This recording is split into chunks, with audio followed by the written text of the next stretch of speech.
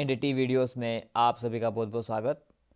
आज इस video session में हम मतदाता सूची से संबंधित एक विशेष प्रकार की एरर यानी कि त्रुटि के बारे में बात करेंगे। ये जो त्रुटि है ये बीएलओ साहब के लिए भी बहुत महत्वपूर्ण है, क्योंकि उससे उनकी मतदाता सूची दूषित हो जाती है और ऐसा नहीं होना चाहिए। और एक वोटर के नज़रिए से भी देखें तो ये जो त्रुटि है, जो ये एरर है, ये नहीं होना चाहिए, क्योंकि इस एरर के आने से एक डुप्लीकेट वोट ऑटोमेटिक मतदाता सूची में जनरेट हो जाता है, जो नहीं होना चाहिए। डुप्लीकेट वोट अगर क्रिएट होता है तो क्योंकि आपका वोट तो एक बार में एक ही वोट डलेगा, लेकिन क्योंकि एक डुप्लीकेट वोट भी क्रिएट हो चुका है तो वहाँ पर संभावना रहती है कि फर्जी वोटिंग, आपके नाम से फर्जी वोटिंग की जा सके। तो इस तरह का ना हो, आप मतदाता सूची का अवलोकन करें जब जब भी इसका प्रकाशन होता है। बीएलओ साहब से भी मैं कहना चाहता हूँ कि इस तरह की जो डुप्लीकेट एंट्रीज़ हैं उनको वो ध्यान में रखें। तो डुप्लीकेट एंट्रीज़ के बारे में आज हम बात करेंगे। डुप्लीकेट एंट्रीज़ को निर्वाचन विभाग ने एक विशेष नाम दिया है। इसे किस नाम से जानते हैं, इसका निस्तारण कैसे किया जाता है और डुप्लीकेट एंट्रीज फाइंड आउट कैसे होती है, तो वो सब हम आज इस वीडियो सेशन में बात करेंगे। तो वीडियो सेशन को हम शुरू करते हैं।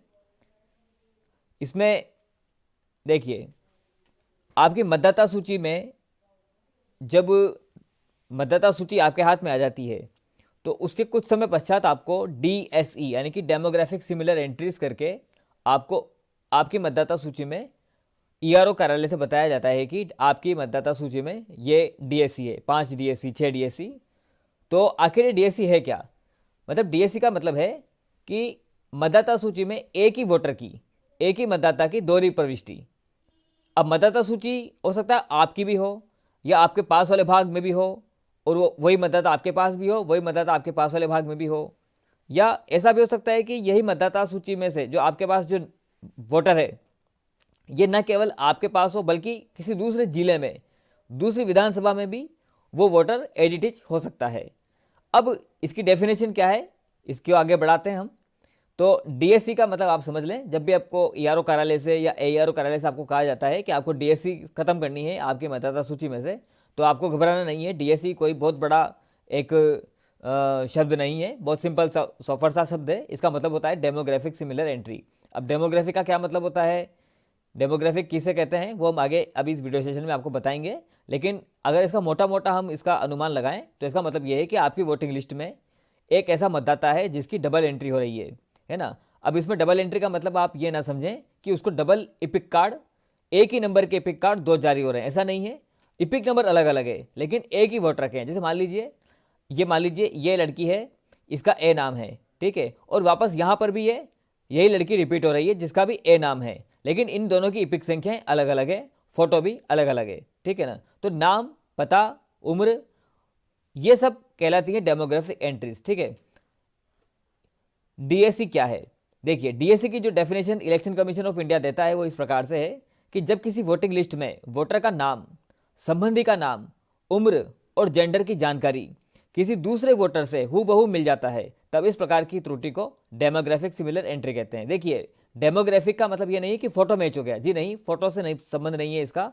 इसके उसकी डिटेल से है, नाम, रिलेटिव का नाम, उसकी एज और उसका जेंडर किसी दूसरे वोटर से हूबहू मिल जाता है। यानी कि जरूरी नहीं कि वो, मैंने बताया था अभी कि ये लड़की जरूरी नहीं कि आपके भाग में ही बोल रही हो, ए नाम की लड़की जिसका सब कुछ, जिसके रिलेटिव का नाम है बी, जिसका एड्रेस या उम्र है 21 साल, तो ये लड़की हो सकता है कि आपके पास वाले जो भाग है, पास वाले ब्यूरो साहबान के पास जो लिस्ट है उसमें भी हो सकता है कि इस लड़की के नाम, पता सब कुछ मैच हो रहा हो। या हो सकता है कि यह किसी दूसरी पास की विधानसभा है, मान लीजिए आप किसी एक्स नाम की विधानसभा में के बीएलओ हैं और आपको पता लगता है कि यार एक डीएससी एंट्री आई है जो किसी बी नाम की, वाई नाम के विधानसभा में जो आपके जस्ट पास में लगती है, उस विधानसभा में भी इस लड़की का नाम बोल रहा है। अब ऐसा होता क्यों है? जनरली ऐसा इसलिए होता है कि जो गर्ल्स के केस में तो इसलिए होता है कि वो अपना नाम वहाँ से कटवाती नहीं है और उनके परिजन जब शादी कर देते हैं तो उसके पश्चात ससुराल पक्ष वाले भी उसका नाम आपके यहाँ पर जुड़ा देते हैं। तो एक ही लड़की का नाम या एक ही वोटर का नाम दो जगह पर हो जाता है, तो ये एक वोटिंग लिस्ट के लिए गलत है।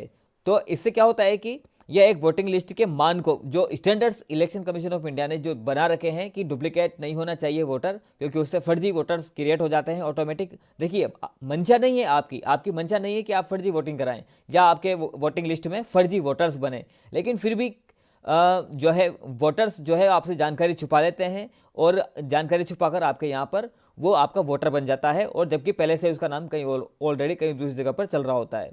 तो इस तरह से उसको बोलते हैं डेमोग्राफिक सिमिलर एंट्री। इससे इलेक्शन जो आपकी जो वोटिंग लिस्ट है, इसके जो प्रोटोकॉल्स हैं वो टूट जाते हैं और उससे आपकी जो मतदाता सूची है वो दूषित हो जाती है।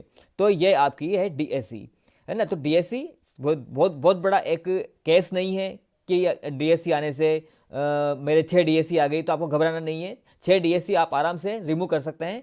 आप डुप्लीकेट एंट्रीज को छांट लीजिए और उनको आपको सत्यापन करना है कि भाई मेरे पास तेरे 2 नाम है, तुझे कौन सा नाम रखना है। या आपको पता लगता है कि पास वाली विधानसभा में भी यही लड़की मिली है, तो आप पास वाली विधानसभा के जो बीएलओ साहबान है उनसे संपर्क करिए कि भाई मेरे पास भी लड़की रहती है और आपके पास भी लड़की रहती है, तो दोनों बीएलओ साहबान आपस में समन्वय स्थापित करके डीएससी को हटा सकते हैं।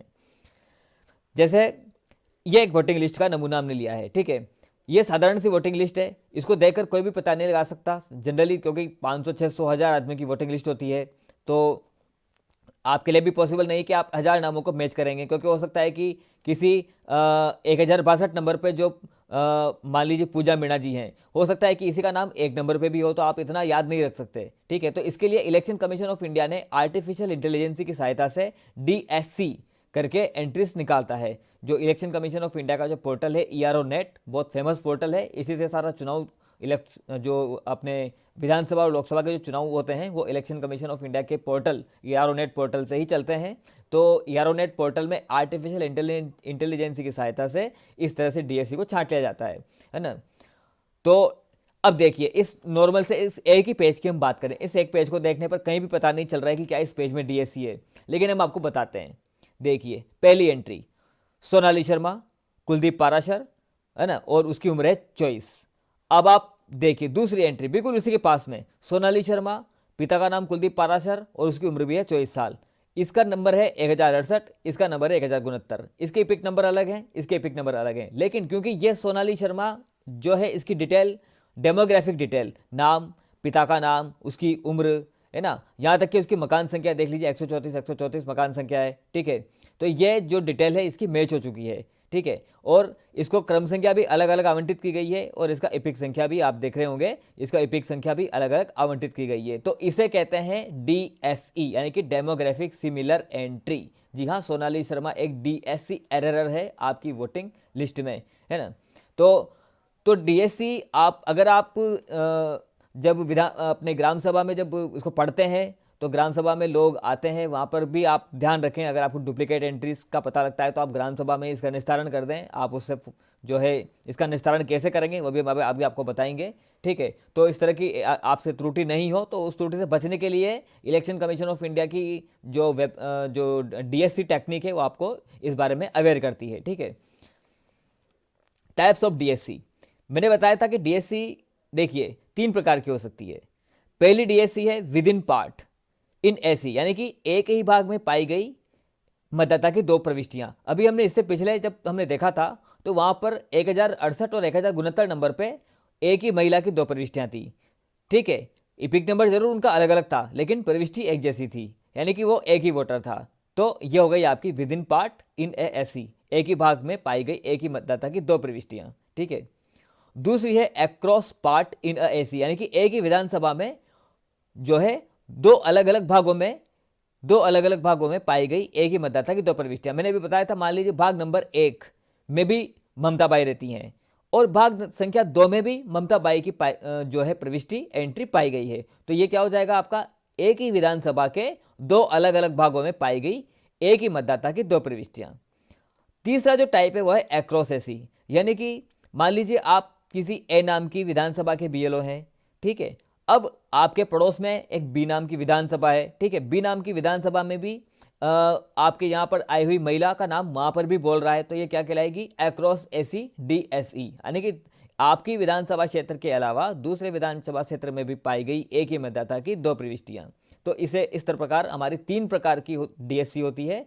आप ही के भाग में 2 नाम जुड़ गए हों, आपके भाग और आपके पास वाले भाग में भी दोनों नाम हो, या फिर आपकी विधानसभा और आपकी पास वाली विधानसभा में भी एक ही व्यक्ति के दो नाम हो। तो 3 प्रकार की जो है डीएससी होती है।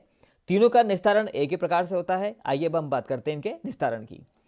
देखिए, जब भी डीएससी आपके ईआरओ कार्यालय से आपको बताई जाती है, तो आपको जरिए व्हाट्सएप या जरिए प्रिंट आउट इस तरह की एक चेकलिस्ट आपको दी जाती है। ठीक है, देखिए ये हिंडोली विधानसभा की एक चेकलिस्ट है। ठीक है, अब इसमें देखिए सोनाली शर्मा की हमने बात की थी अभी आगे। तो सोनाली शर्मा, उसके पिता का नाम कुलदीप पाराशर, ये उसकी पहली एंट्री है, 1 ओरिजिनल रिकॉर्ड डिटेल। ठीक है, सोनाली शर्मा, कुलदीप पाराशर। अब ये देख लीजिए, इसका एपिक नंबर है 629 नंबर का और इसका क्रम संख्या है 1068। ठीक है, अब इसका सिमिलर रिकॉर्ड, यानी कि इसका जो रिकॉर्ड पाया गया वो कहाँ पाया गया? देखिए, ये डिटेल थी इसकी भाग संख्या 3 की, जिसका सेक्शन नंबर 7। ठीक है, अब इसका सिमिलर रिकॉर्ड पाया गया हिंडोली विधानसभा के भाग संख्या 3 के 1069 क्रमांक नंबर पे। वही सोनाली शर्मा नाम आ रहा है, वही उसके रिलेटिव का नाम कुलदीप पाराशर आ रहा है। ठीक है, जो उसका रिलेशन टाइप है वो फादर है, वो देख लीजिए वहाँ पे सब कुछ मैच होगा। ठीक है, सब कुछ मैच हो रहा है। तो इस तरह की आपको चेकलिस्ट आपको प्रोवाइड कराई जाती है। ठीक है, ये हमने आपको बताइए विद इन पार्ट, यानी कि अगर आपके ही भाग में एक ही व्यक्ति के 2 प्रविष्टियाँ बोल रही हो तो वो कुछ इस प्रकार की दिखाई देगी। ठीक है, तो इस तरह से आपको चेकलिस्ट उपलब्ध कराई जाती है आपके ईआरओ कार्यालय द्वारा। डीएससी जब आपको बताई जाती है कि आपके भाग में इतनी डीएससी हैं। एक दूसरा उदाहरण देख लेते हैं, यह है एक्रॉस पार्ट, यानी कि देख लीजिए, अब ये देख लीजिए पार्ट नंबर 199 है। ठीक है, अब पार्ट नंबर 199 है विधानसभा हिंडोली का। ठीक है, इसमें देखिए अरविंद शर्मा नाम का एक व्यक्ति है, जिसके पिता का नाम किशन गोपाल है, जो 146 नंबर पे बोल रहा है, जिसका रिकॉर्ड कहाँ बोल रहा है? 146 नंबर पे, है ना, भाग संख्या 199 के 146 नंबर पे। अब ये का ये रिकॉर्ड सिमिलर रिकॉर्ड डिटेल, ये का ये रिकॉर्ड कहाँ पे पाया? भाग संख्या हिंडोली विधानसभा के 200वें भाग पे 612 क्रमांक संख्या पे। ये तो था 199वें भाग पे, यह है 200वें भाग पे। ये था 146 नंबर पे, यह है 612 नंबर पे। नाम मिला लीजिए, अरविंद शर्मा, अरविंद शर्मा, किशन गोपाल, किशन गोपाल, रिलेशन का टाइप फादर, रिलेशन का टाइप फादर। ठीक है, एड्रेस तो अलग अलग होंगे, सही नॉर्मल सी बात है। तो इस तरह से इनकी डेमोग्राफिक एंट्रीज जो है वो सिमिलर पाई गई हैं। इनका नाम, पिता का नाम यानी कि संबंधी का नाम, उनकी उम्र, आयु वगैरह जो भी है वो सब कुछ सेम पाया गया है। लेकिन यहाँ पे मैं फिर दोहरा रहा हूँ, इपिक नंबर अलग अलग हैं, तभी तो ये डीएससी हुई, एरर हुई। अगर इपिक नंबर एक ही होता तब तो फिर जो जब मतदान होता है तो वहाँ पर मतदान इपिक कार्ड से होता है, तो वहाँ पर फर्जी वोटिंग होने की संभावना नहीं रहती है। लेकिन इपिक नंबर ही अलग है, तो ऐसे में आपका एक फर्जी वोटर क्रिएट हो चुका है। आपने नहीं किया लेकिन फिर भी एक फर्जी वोटर आपका क्रिएट हो चुका है। ठीक है, तो ये 2 तरह से हमने उदाहरण देखे। इस तरह से आपको चेकलिस्ट प्रोवाइड कराई जाती है। ठीक है, इस चेकलिस्ट में आपको बताया जाता है कि कौन सा वोटर है जो आपको डबल या ट्रिपल, ये ट्रिपल भी हो सकते हैं, चौपल भी हो सकते हैं, 4 एंट्रीज भी यहाँ पे आपको दिखाई दे सकती है। तो इस तरह से आपको डीएससी की चेकलिस्ट आपको दी जाती है। इसमें आपको क्या करना होता है?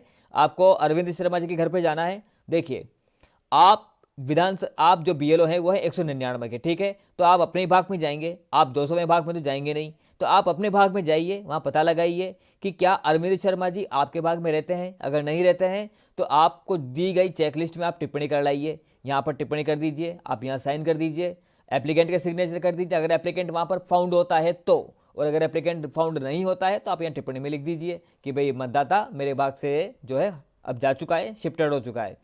अब ये का ये चेकलिस्ट 200 भाग संख्या वाले के पास भी जाएगी। 200 वाला अपने भाग में जांच पड़ताल करेगा, अरविंद शर्मा जी के घर पे जाएगा, क्या अरविंद शर्मा जी वहाँ रहते हैं? हाँ साहब वहाँ रहते हैं वो तो वो लिख देंगे कि ये मेरे भाग में पाया जाता है। तो ऑटोमेटिक क्या हो जाएगा? ऑटोमेटिकली अरविंद शर्मा जी का नाम 199 वाले भाग में से काट दिया जाएगा। ठीक है, तो इस तरह से आपको चेकलिस्ट आपको प्रोवाइड कराई जाती है, जो आपको भर के लानी होती है और वापस ईआरओ कार्यालय में जमा करानी होती है। ठीक है, अब बात आती है डीएससी हटाएं कैसे। मैंने भी आपसे कहा था कि आपको ये चेकलिस्ट भर के लानी होती है और आपको इसमें टिप्पणी करनी होती है। जैसे कि आपने लिख दिया उसमें भौतिक सत्यापन के दौरान मतदाता की इपिक संख्या जो भी हो XYZ 1 2 3 4 5 6 दोहरी प्रविष्टि पाई गई। ठीक है, यानी कि ये लिख दिया बीएलओ साहबान के पार्ट नंबर 3 ने ये लिख दिया। ठीक है, और 3 में ही है ये दोनों प्रविष्टियाँ। लेकिन क्या 1068 पे भी ये एंट्री बोल रही है, 1069 पे भी एंट्री बोल रही है? आपने ये लाइन लिख के साइन करके और एप्लीकेंट के साइन करा के ईआरओ कार्यालय में जमा करा दी, तो क्या उससे ये दोहरी प्रविष्टि हट जाएगी? क्या नहीं हटेगी। दोहरी प्रविष्टि मात्र ये सत्यापन रिपोर्ट लाकर ईआरओ कार्यालय में जमा कराने से नहीं हटेगी। सिंपल सी बात है। दोहरी प्रविष्टि कैसे हटेगी? आप उसको तो जमा करा दीजिए ईआरओ कार्यालय में चेकलिस्ट को। अब उसका क्या करिए, आप मतदाता सूची में से अगर आपको अपनी दोहरी प्रविष्टि हटानी है, इन दोनों वोटर्स में से किसी एक वोटर को आपको रखना है, तो आपको क्या करना होगा? सिंपल सा लॉजिक है, आपको फॉर्म नंबर 7 भरना होगा। जी हाँ, जो आपका दोहरी प्रविष्टि है उसमें से आपने भौतिक सत्यापन कर लिया, मतदाता ने बोला मेरा तो भैया 1068 नंबर वाला पुराना वाला ही रहने दो और 1069 वाला नाम उड़ा दो, तो आपको क्या करना होगा? 1069 नंबर पे जो एपिक नंबर जारी हुए हैं उसका आप फॉर्म नंबर 7 भर दीजिए। फॉर्म नंबर 7 भरने के लिए जो आपके पास माध्यम है, अगर आप बीएलओ हैं तो बीएलओ गरुड़ा ऐप से आप फॉर्म भर दीजिए फॉर्म नंबर 7 का।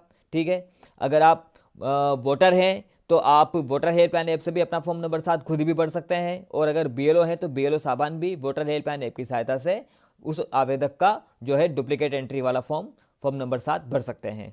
nvsp.in करके एक वेबसाइट है, एक वोटर एक बीएलओ दोनों ही nvsp वेबसाइट से भी आप आराम से फॉर्म भर सकते हैं। फॉर्म नंबर 7 आपको भरना है।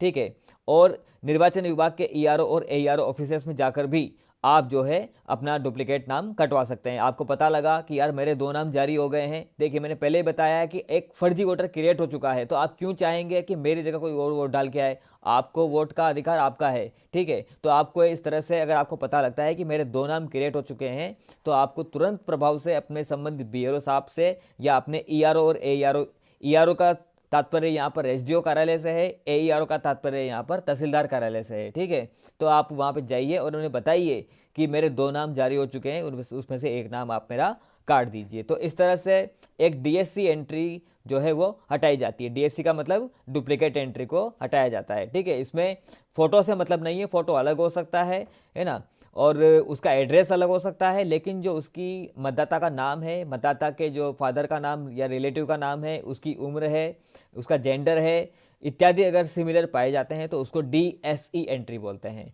ठीक है, तो इस तरह से आपको डीएससी से घबराना नहीं है। आपको डीएससी की चेकलिस्ट आराम से आप अपने ही भाग की जांच पड़ताल करके लाइए, उसको ऑफिस में जमा कराइए। ठीक है, उसके पश्चात आपको जो है अगर आपको पता लगता है कि ये डबल एंट्री हो चुकी है, इसको मेरे भाग में से हटाया जाना चाहिए, आपको आराम से पता लग जाएगा कि वो आपके भाग में नहीं रहता, तो आप उसका फॉर्म नंबर 7 भर दीजिए। या आपको पता लगता है कि इसकी डबल एंट्री है, तो आप उसका फॉर्म नंबर 7 भर दीजिए। ठीक है, तो इस तरह से आप डीएससी को आसानी से हटा सकते हैं और अपनी मतदाता सूची को हेल्दी और जो स्टैंडर्ड्स हैं इलेक्शन कमीशन ऑफ इंडिया के जो स्टैंडर्ड्स आप उनको फॉलो कर सकते हैं। तो आपका इस वीडियो को देखने के लिए बहुत बहुत धन्यवाद। बने रहिए हमारे साथ एएनटी वीडियोज। Thank you.